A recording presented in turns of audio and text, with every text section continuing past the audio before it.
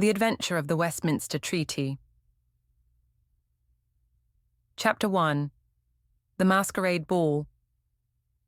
The evening had settled over London like a gentle but impenetrable shroud, muffling the clatter of hansom cabs and the distant calls of street vendors as they packed away their wares.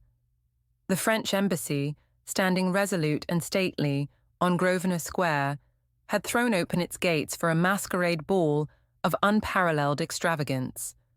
Within its walls, the cream of society gathered under the glow of gas-lit chandeliers, their faces concealed behind lavishly adorned masks, their conversations a whisper above the soft strains of a string quartet.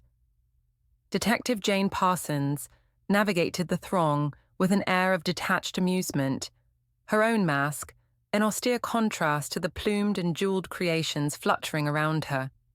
Jane's guise, a simple domino mask, afforded her anonymity whilst granting her the freedom to observe uninterrupted.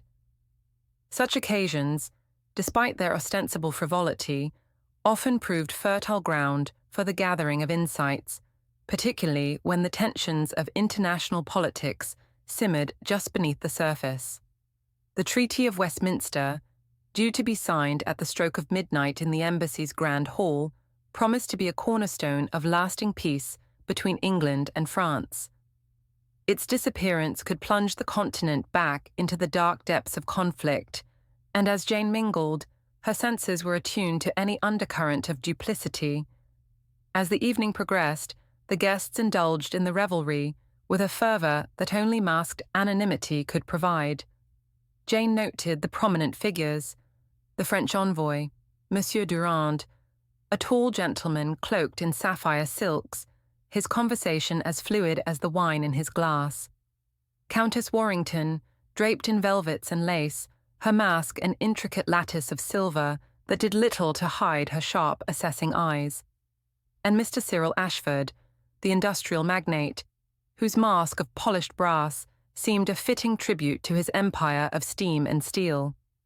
At the fringes of the ball, hidden behind a curtain of discretion and the sweep of gaudy costumes, Jane spotted the lesser-known but equally intriguing participants.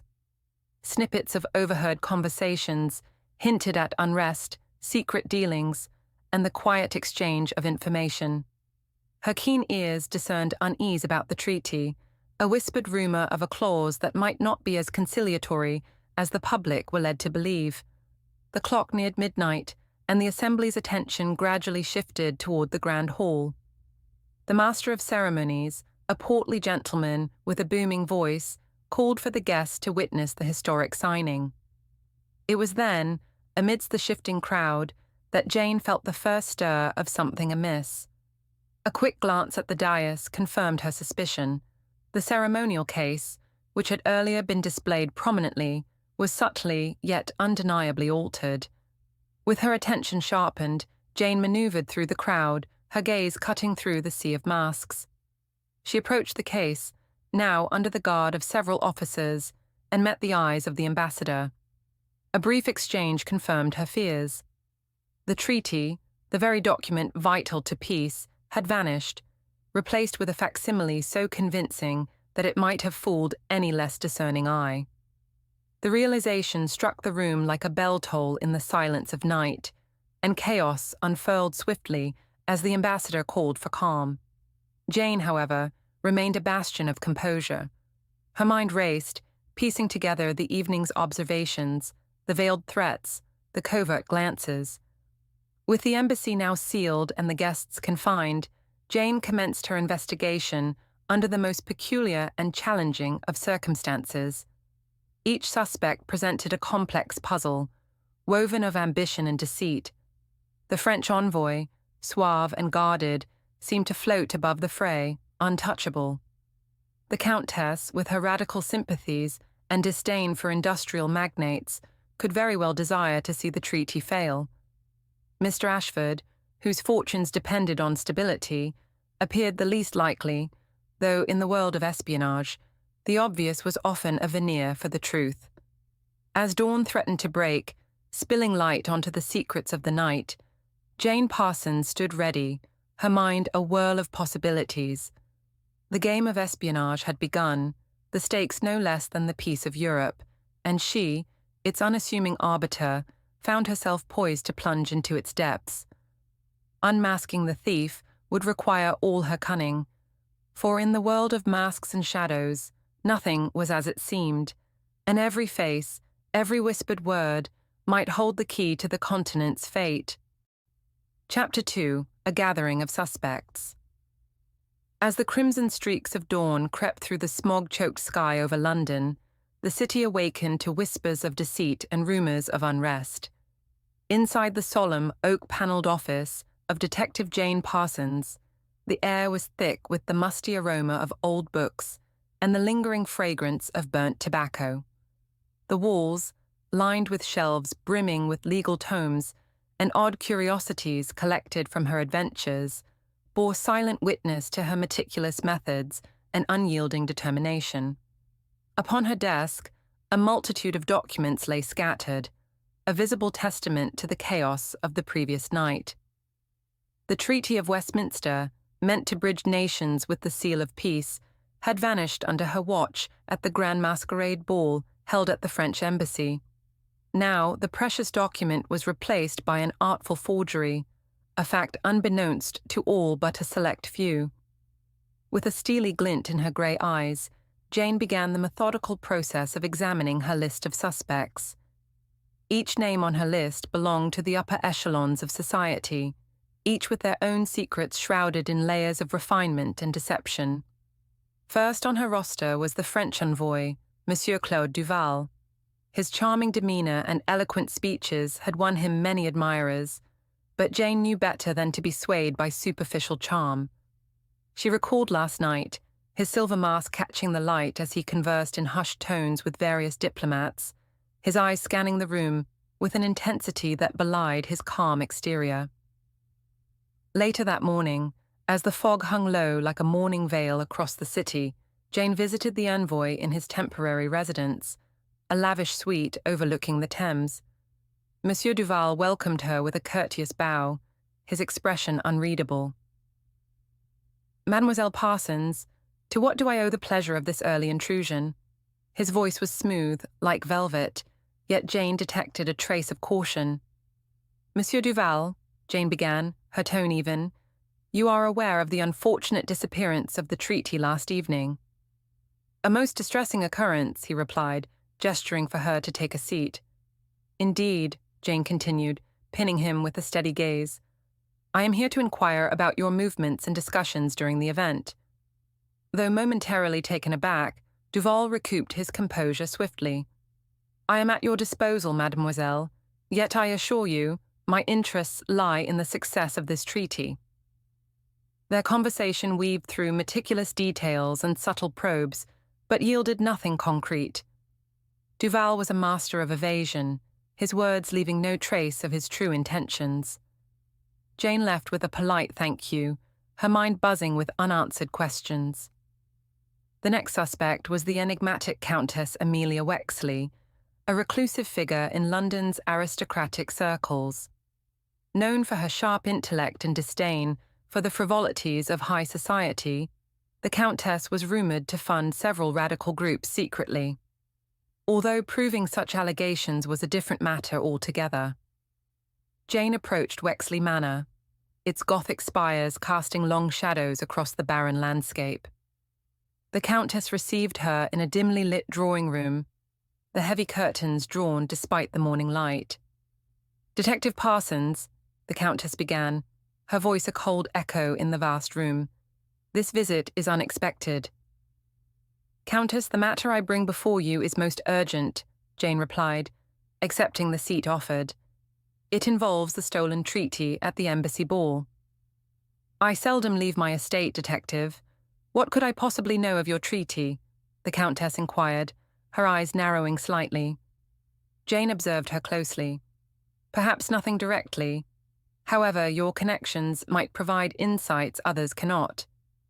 The Countess remained silent for a moment, her fingers drumming on the armrest. "I will tell you this. Chaos often serves to open doors that in peacetime would remain closed."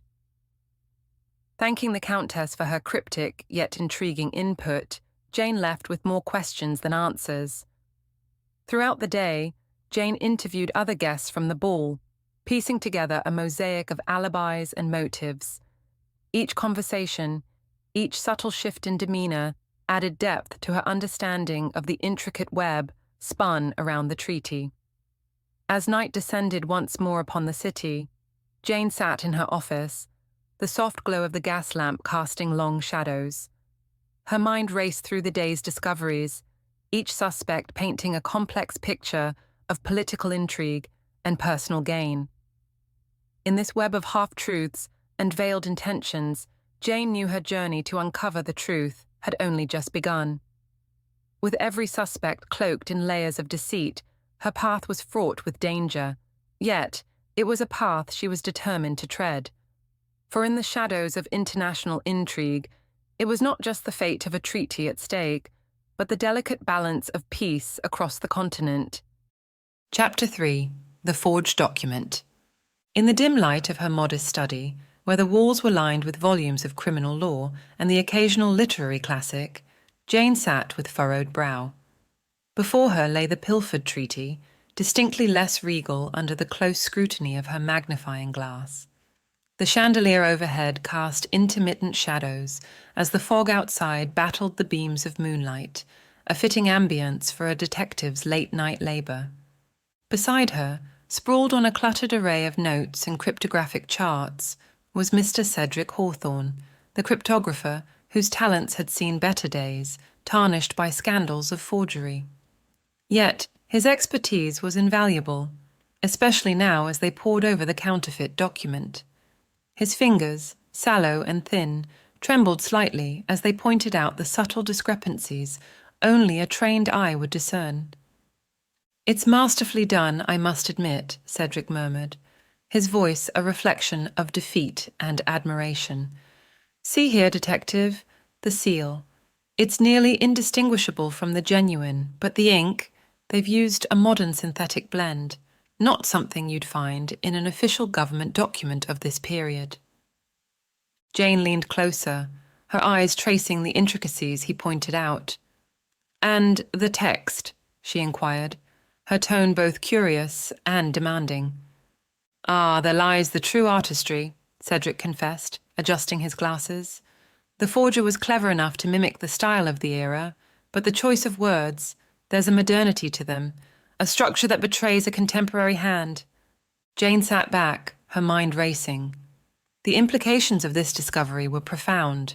If the treaty was a forgive, was the original stolen, or worse, altered? Who would dare such a brazen act, and to what end? Her thoughts were interrupted by Cedric's hesitant voice. "There's more, Detective Parsons."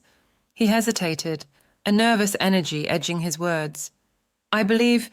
I suspect that the original treaty might contain a clause, something hidden, a secret codicil perhaps, intended to serve an agenda far removed from peace."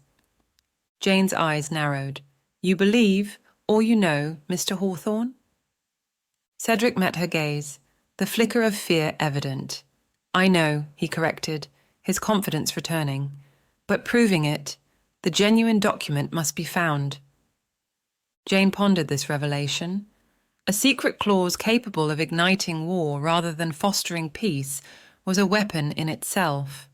She needed that original document, but first they had to trace the steps of this nefarious forgery. "Can you replicate this forgery, Mr. Hawthorne?" Jane asked, a plan forming in her mind. "I can do one better. I can point you to who made it," Cedric replied, his eyes gleaming with a mix of pride and redemption. The following day found them navigating the soot-laden streets of London towards a less reputable part of the city, where cobblers and coopers mingled with cut-pursers and charlatans. Cedric led her to a dingy establishment, the kind of place respectable folk avoided. Within, amidst the haze of tobacco and the stench of gin, they confronted Mr. Algernon Smythe, a forger whose skill was the open secret of the underworld. Smythe, a gaunt figure with slippery eyes, regarded them with a blend of amusement and caution. "Mr. Smythe," Jane began, her voice steady, Your talents have garnered quite the reputation. It appears they've also implicated you in a matter of national security." Smythe chuckled, unthreatened. "My dear lady, I am but a humble artist. The canvas I choose might differ from societal preferences, but artistry is, in essence, a reflection of life." "Then reflect on this," Jane countered sharply, sliding a photograph of the forged treaty across the table. "Is this your handiwork?" Smythe's eyes flickered. "Perhaps.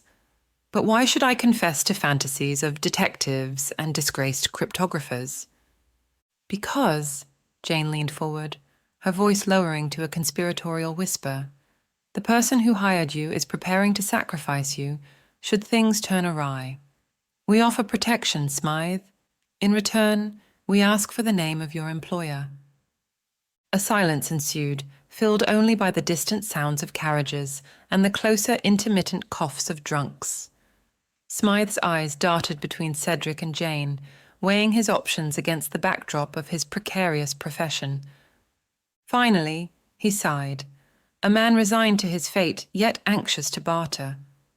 "It was no Englishman who sought this forgery," he began, settling back into his shroud of secrecy as he prepared to weave his part in the intricate tapestry of deception that had enveloped not just a treaty, but the fate of Europe itself.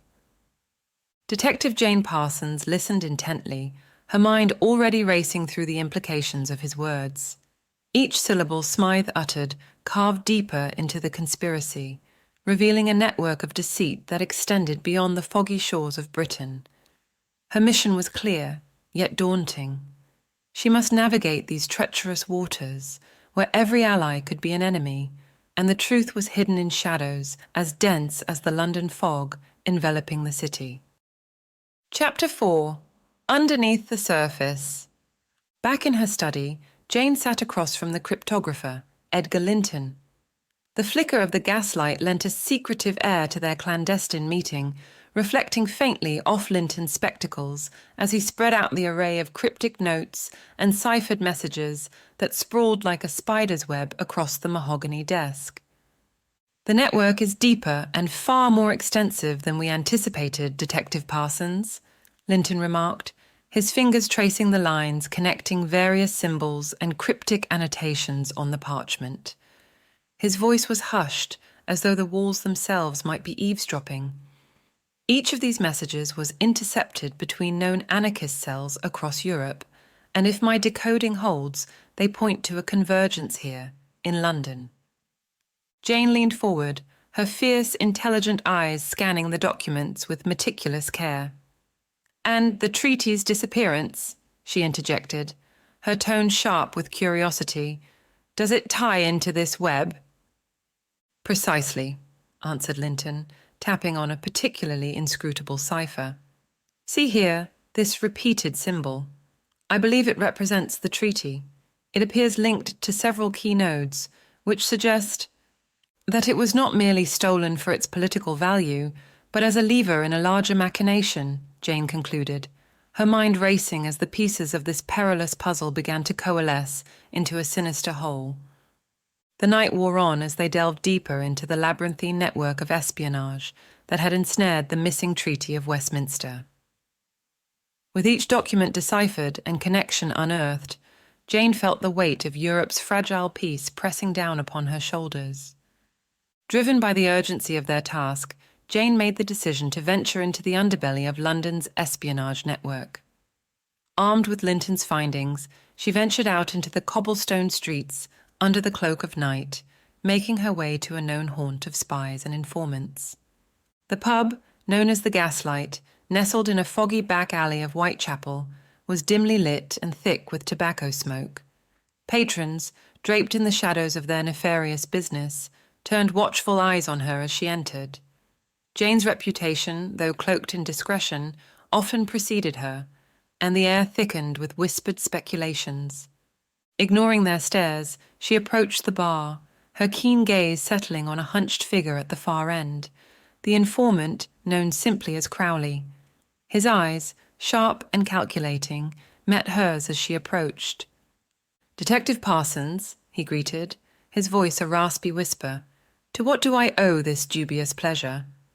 Jane slid into the seat opposite him, her expression unreadable. Information, she stated plainly, sliding a small pouch across the table. The clink of coins was muffled by the din of raucous laughter and the clattering of ale mugs. Crowley's eyes flickered greedily to the pouch, then back to Jane's unwavering gaze. What sort of information might be worth that pretty price? The Treaty of Westminster, Jane replied, her voice steady, and the network that surrounds it. For a moment, Crowley's eyes narrowed, assessing the gravity of the request, before a slow, sly smile crept over his face. A dangerous game you're playing, detective, but it so happens I know a few whispers that might interest you. What followed was a tale woven through the shadows of London's undercurrents. Crowley spoke of meetings shrouded in secrecy, of code words exchanged beneath the echo of Big Ben, and of a gathering storm that aimed not only to shake the foundations of empires, but to redraw the very map of Europe. As Jane absorbed the information, the pieces aligned with frightful clarity. The treaty's theft was but the eye of a burgeoning storm, orchestrated by a mastermind whose reach extended into the darkest corners of political power. Thanking Crowley, Jane left the gaslight with a mind heavy with thoughts, the fog outside a mere wraith compared to the mists that clouded her mission. As the chill of the London night seeped into her bones, Detective Parsons felt the isolation of her quest. Yet, fortified by the knowledge gained, she was determined to trace this web of deceit to its malignant core. Her return to the sanctum of her study brought no solace. The stakes were clearer now and higher than she had imagined. With a resolute breath, Jane Parsons prepared for the arduous task ahead, to prevent a war that could consume the continent in flames. As dawn crept over the horizon, tinting the world in hues of grey and gold, Jane knew there was no turning back. The shadows of deception had deepened, and within them she would find her truth or meet her peril. Chapter 5. The Secret Clause. It was a chilly evening when Jane found herself once again under the shadowy streets leading to the British Library. The gas lamps cast a ghostly glow, the fog twining through the beams like spectral fingers.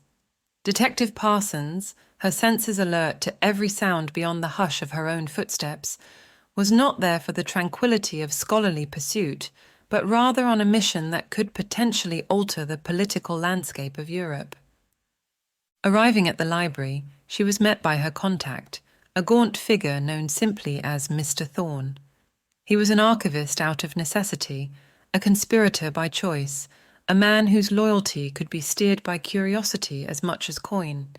He greeted her with a curt nod, his eyes quickly scanning the vacant street before ushering her inside.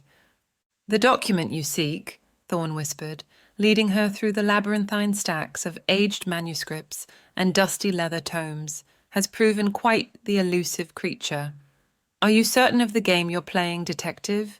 The ramifications are—" "Quite clear to me, Mr. Thorne," Jane interjected, with an authority that stopped further inquiries. "The treaty itself. You have it?" After a tense moment, Thorne nodded gravely and unlocked a nondescript drawer camouflaged among many.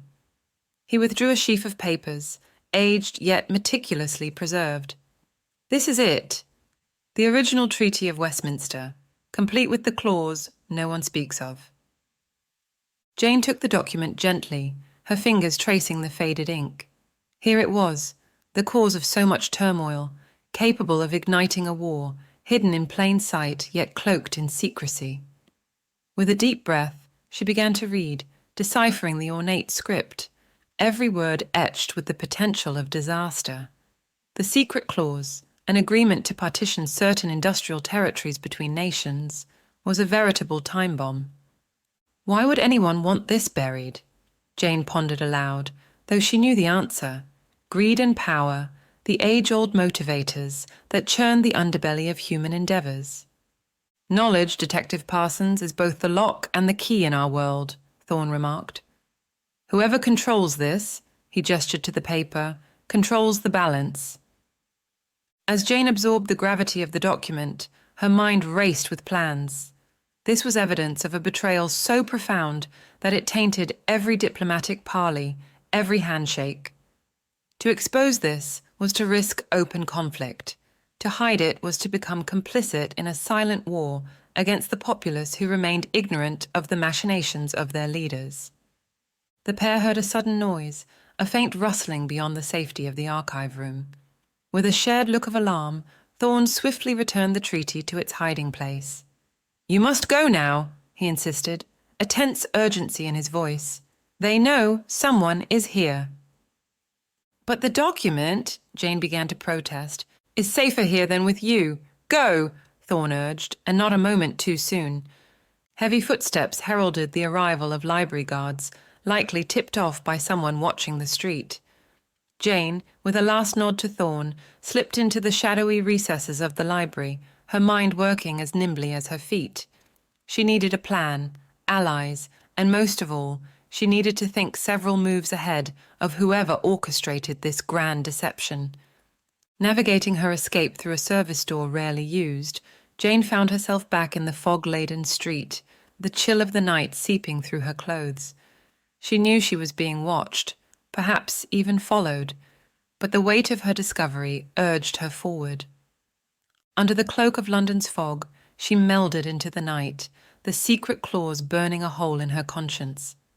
Jane pondered her next steps carefully, for each one carried weight far beyond her own life. Her path ahead was fraught with peril, yet driven by an undeniable moral imperative, she was resolved to tread it, come what may. The game of espionage she had entered was labyrinthine and deadly. With the secret of the claws tucked in the back of her mind, she walked onward, her resolve as firm as the cobblestones under her feet. Chapter 6. The Mastermind Revealed. Jane Parsons stood outside the wrought-iron gates leading to the stately residence of Sir Reginald Hargreaves, the much-revered diplomat who, until recently, had appeared a paragon of peaceful intentions. It was the merest slip during a tedious review of diplomatic correspondences that had alerted Jane to the possibility of Sir Reginald's involvement. A brief mention in a hastily deleted dispatch noting Sir Reginald's unscheduled visit to an industrial armament factory not known for its touristic appeal.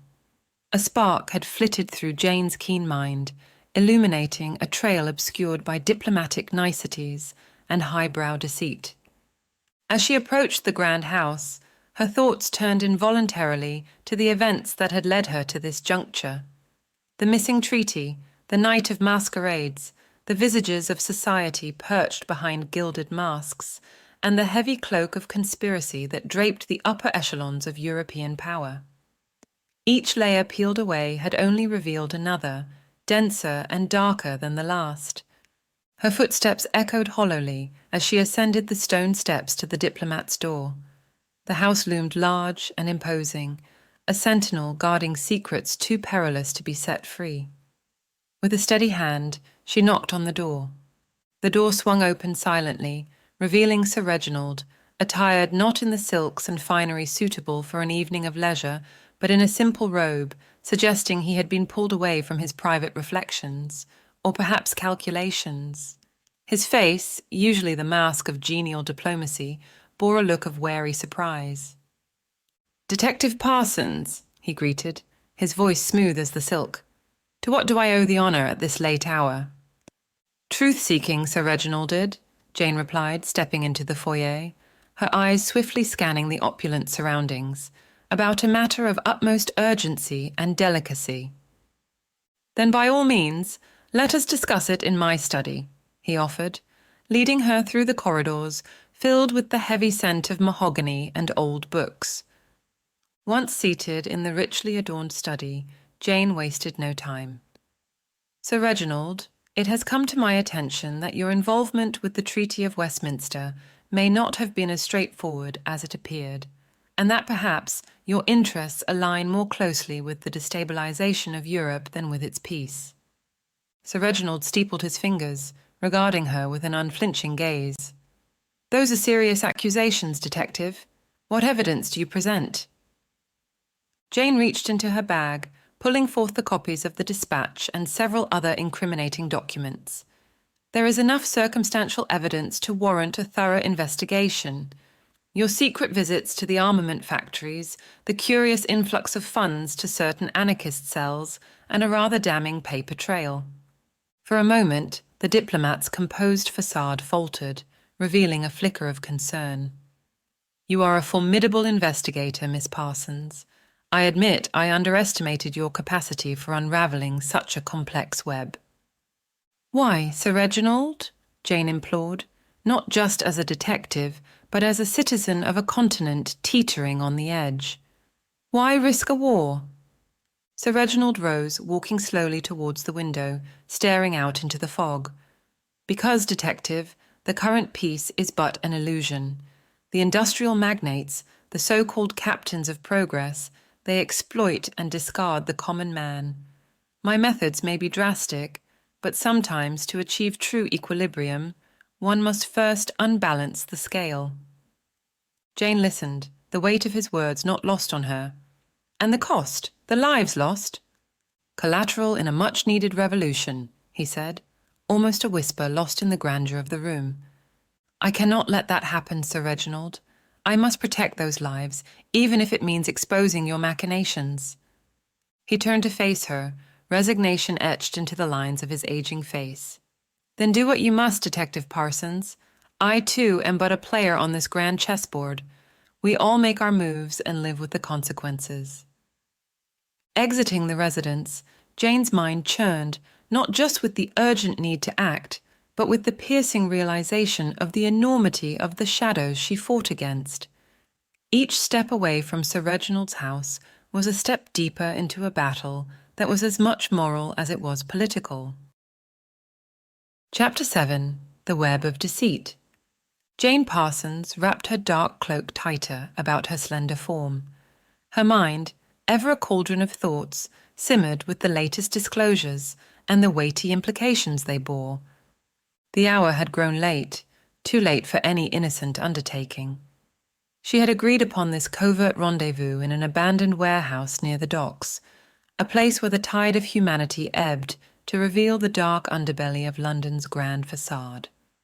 Her companion in this furtive meeting was none other than Sir Reginald Ashcombe, a gentleman of notable repute and a high-ranking member of the Foreign Office, known in very private circles as one of Her Majesty's most clandestine messengers. "Detective Parsons," Ashcombe's voice echoed low and urgent as he emerged from the shadows, his figure wrapped in an overcoat. "I trust you understand the delicacy of our current predicament." "I do, Sir Reginald." "The diplomat, Vincent Merryweather," Ashcombe began, checking over his shoulder as though the very fog might be listening, "has woven a net so entangled with international implications that to pull any thread might unravel a peace we've desperately maintained." "Yes, his reach is far, and his influence deep," Jane confessed, her thoughts flickering back to the accumulated evidence hidden in her study. "But if we do not act, the consequences may be dire. The forged treaty is but a facade. Merryweather plans to use it to incite a conflict that could engulf Europe." Ashcombe's eyes held a gleam of respect. "You have seen through the smoke, but the real question remains, how do we proceed without turning an internal scandal into an international debacle?" Jane considered this silently. Her allegiance to justice was clear and uncompromising, yet she was no stranger to the complexities of statecraft, in which the greater good often wore a mask as deceptive as those at the embassy's masquerade ball. "It is perilous," she finally said. "We must expose Merryweather without exposing the plot. If the public comes to believe the treaty was a sham designed to provoke war, the trust in both our national and international institutions could crumble." "Exactly," Ashcombe nodded, pulling from his coat a bundle of papers. "These are communications intercepted from Merryweather's office. They are cryptic, but might hold the key to unravelling his scheme without a direct accusation." Jane received them, her fingers brushing against the cold, crisp paper. "I shall study these." "And I," Ashcombe added, shall be ready to mobilize the necessary forces on your word." Their meeting concluded with the silent acknowledgement of the road ahead, a path fraught with danger and moral uncertainty. Jane left the way she had come, her mind racing with the gravity of her task. Retreating into her study, Jane unfurled the intercepted messages under the dim light of her oil lamp. Each word was a potential cipher, each sentence a possible clue. The night waned as she pored over the documents, her eyes weary but resolute. Dawn had broken by the time she discerned a pattern. Merryweather's communications hinted at a meeting, a clandestine gathering of key conspirators. It was to take place under the guise of a charitable event at the Lyceum Theatre. If she could infiltrate this meeting, she might gather the evidence needed to dismantle the plot from within. Her plan was bold, possibly dangerous, yet it sparked within her a deep fire and the love for her country. She would attend the gathering, disguised not merely in garb, but in persona. The game, as a great detective of another era might have said, was afoot. As she prepared her disguise, Jane reflected on the tangled web she navigated. Each thread was spun with the utmost care. A misplaced word, a wrong step could lead to disaster. Yet, within her, the resolve to chase the shadowy truth never wavered. Heavy with the burden of impending confrontation, yet lightened by the clarity of purpose, Jane set out to face one of the most perilous nights of her career. Chapter 8. The Moral Dilemma. Jane sat quietly, the dim light of a solitary gas lamp casting long shadows across the piles of documents and maps strewn across her desk. A gentle but persistent ticking of the grandfather clock filled the room, as if counting down the moments to an inevitable crescendo in her investigation. Her mind was a whirlpool of conflicting thoughts and emotions. The facts of the case lay before her, stark and immutable, yet their implications wound intricately through the treacherous labyrinth of political intrigue and human frailty. The stolen Treaty of Westminster, with its hidden clause potent enough to ignite a war, was secured in her safe. The identity of the mastermind, the diplomat Sir Gregory Hammond, was no longer a mystery, thanks to a blend of keen observation and the unlikely assistance of her ostracized yet brilliant collaborator, the cryptographer, Mr. Edgar Linton. To expose Sir Gregory and the treaty's true nature might well prevent a war, but at what cost? Peace hung precariously in the balance, its threads interwoven with deceit and the potential for greater conflict. The greater good, a concept both elusive and manipulative, taunted her from the pages of her notes. Sighing, Jane stood and walked to the window, wiping the glass with her sleeve to peer into the murky night. Her reflection stared back at her, a woman caught between duty and conscience. Could one truly act justly while cloaking actions in secrecy and deception? The clock ticked on. She turned as a knock came at the door. Mr. Linton entered, his face etched with concern. "Jane, I've been thinking," he began, hesitating as he sought the right words. "Are we doing the right thing?" His question pierced the core of her turmoil. "I have been pondering that very question, Mr. Linton," she admitted, gesturing for him to sit. They both knew the weight of what was at stake, not just the fate of a document, but the lives and futures of thousands, perhaps millions, turned upon the axis of their next actions. Justice, Jane mused aloud, is often portrayed as blind, but is it not instead a creature with 1,000 eyes, each viewing the world through a different lens? Linton nodded slowly. And yet, we must choose only one path. Yes, Jane agreed, her voice a whisper of doubt. One path, determined by our own vision, our own eyes. Can we trust our own sight to discern the right course? Perhaps it is not about trusting our vision alone, he suggested cautiously. Perhaps it is about understanding the visions of others, those who wrote the treaty, those who seek to exploit it, and those who will live with the consequences of our actions. I must think on this further. Our actions must be measured not just by the immediate outcomes, but by the ripples they create. We must consider the future we are shaping for those not yet born. Edgar Linton stood. I will leave you to your thoughts, Jane, but remember, whatever you decide, I stand with you. Left alone, Jane looked out her window, the fog a mirror to the tumult within her own mind. As Big Ben struck the hour, its chimes reverberating through the chill night air, she knew the morrow would bring her decision. Chapter 9. Confrontation at Windsor Castle. Windsor Castle loomed ahead, a silhouette carved into the fog of early evening like a great stone guardian of history, festering with tales of conquest and diplomacy. It was here, amidst these walls burdened with the patina of time, that Detective Jane Parsons found herself treading softly over the ancient cobblestones, her mind a tumultuous sea of thoughts and theories. Jane had been summoned by an urgent yet cryptic message from the diplomat himself, Sir Reginald Ashbourne. The text hinted at a final dialogue to discuss the matter of the missing Treaty of Westminster. She adjusted the collar of her long coat, her heart pacing with a blend of anticipation and dread. The grand entrance to the castle was lit by flickering torches. A servant, his face a mask of practiced neutrality, led her through echoing halls adorned with portraits of stern ancestors and tapestries that told of battles and kings. They arrived at a small, richly furnished study, where a fire crackled a warm welcome. There, Sir Reginald stood by the mantel, his posture rigid, the lines on his face etched deep by responsibility, or perhaps deception. Detective Parsons, your punctuality is as commendable as your reputation, Sir Reginald remarked, gesturing toward a chair with a polished hand. The room felt oppressively warm after the bite of the evening air.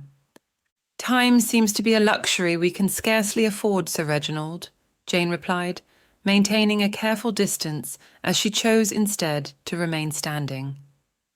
Indeed, he sighed, turning to face her fully now, his eyes a complex tapestry of resolve and something darker, perhaps fear. I trust you are aware of the stakes at hand. The stakes? Jane echoed sharply. Beyond the potential collapse of peace between our nations, or the possible outbreak of war. Or perhaps you refer to the stakes of personal legacy, Sir Reginald. A shadow flickered across Sir Reginald's face, a brief fall of the mask he wore. The treaty's disappearance was no mere theft, she ventured, her voice steady. It was a calculated move to initiate chaos, to sculpt the political landscape to benefit certain interests, yours specifically. Sir Regal's silence spoke volumes, the crackling fire a soft chorus to their standoff. I'm not solely motivated by self-interest, he finally said, his voice low, almost a whisper. Consider the industrial magnates, their relentless expansion, the societal divisions deepening under the weight of progress. My actions, though drastic, are meant to preserve a greater balance. By risking war? Jane's tone was incredulous and sharp. Peace built on deception is as fragile as frost. Sir Reginald stepped closer, his expression earnest. Sometimes the end justifies the means. You, a detective, should understand the necessity of sacrifice. Sacrifice should not come at the expense of innocent lives. The people deserve the truth. They deserve to shape their destinies, free from manipulation. The tension in the air was palpable. Sir Reginald watched her, eyes narrowing slightly. And what will you do, Detective Parsons? He challenged. Expose everything? Tear down what little order remains? Jane stood resolute, her silhouette firm against the flickering shadows. I will do what I must, she declared. I will prevent this engineered conflict. I will protect the peace, not the facade of it, but its true spirit.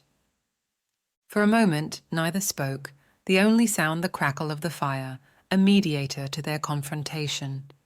Then, with the air of a man facing his denouement, Sir Reginald nodded slowly.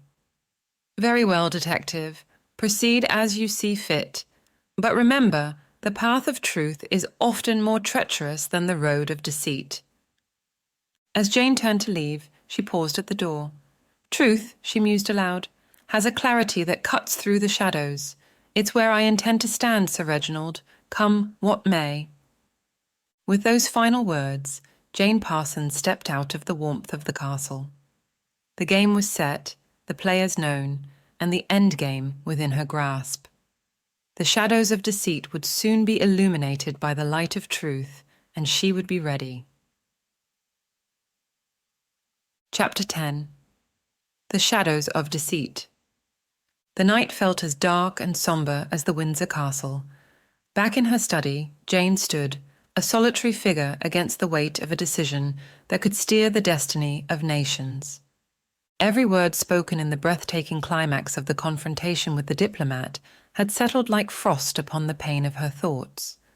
Silence now reigned, where once words had fenced and parried with the findsome artistry of expert duelists. The diplomat, Sir Reginald, once revered as a paragon of peace, had been unmasked. The evidence laid bare before him, the documents meticulously chronicled and corroborated, had drained the colour from his distinguished visage. "Miss Parsons," he had said, his voice a mixture of resignation and defiance. "You realise what this will lead to. The revelation, it won't just be my downfall, but it could ignite the very conflict we aim to avoid."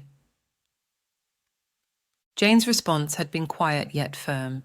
Justice, Sir Reginald, often demands the bold embrace of truth, however perilous it may be. Now, as the echoes of their confrontation faded into memory, Jane found herself ensconced in the study of Windsor Castle. The secret clause of the Treaty of Westminster lay before her on the massive oak desk, its innocuous lines of ink hiding the potential for catastrophic war. The treaty, a document crafted to bind, could also rend asunder. The secret clause, a stipulation that would grant England unprecedented access to the natural resources of its neighbour under certain conditions of duress, was a tinderbox awaiting a spark.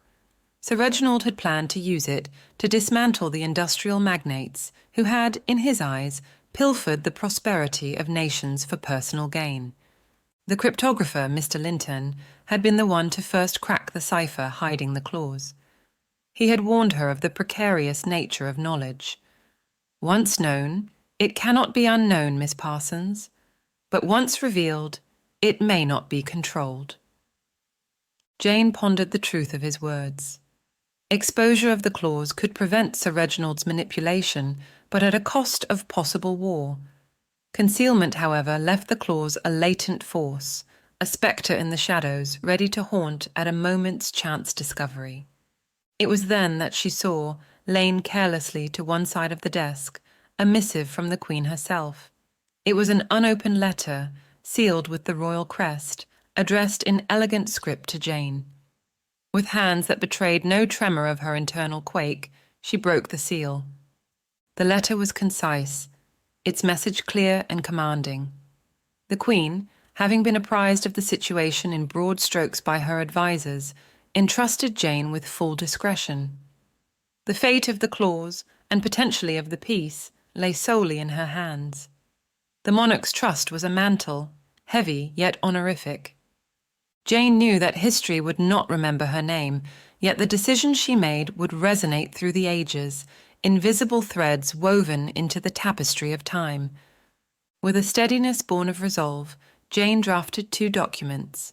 One, ordering the destruction of any copies of the original treaty with the secret clause, ensuring that no trace of it would linger to light fires in future generations. The other, a confidential report to the Queen, detailing her actions and her reasons, to be sealed in the royal archives, accessible only to the sovereign. As dawn's first light breached the horizon, the documents were dispatched. In the quiet solitude of that morning, Jane felt the weight of her actions and the lightness of a burden released.